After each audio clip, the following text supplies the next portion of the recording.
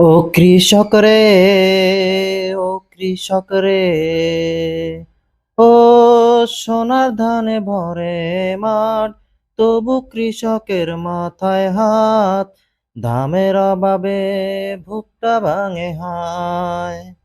ঘাম জড়িয়ে ফসল ফলায়, ন্যায্য দামটা কেহ না দেয়, কষ্টগুলা বুকের ভেতর রয়। ও কৃষক রে, ও কৃষক রে,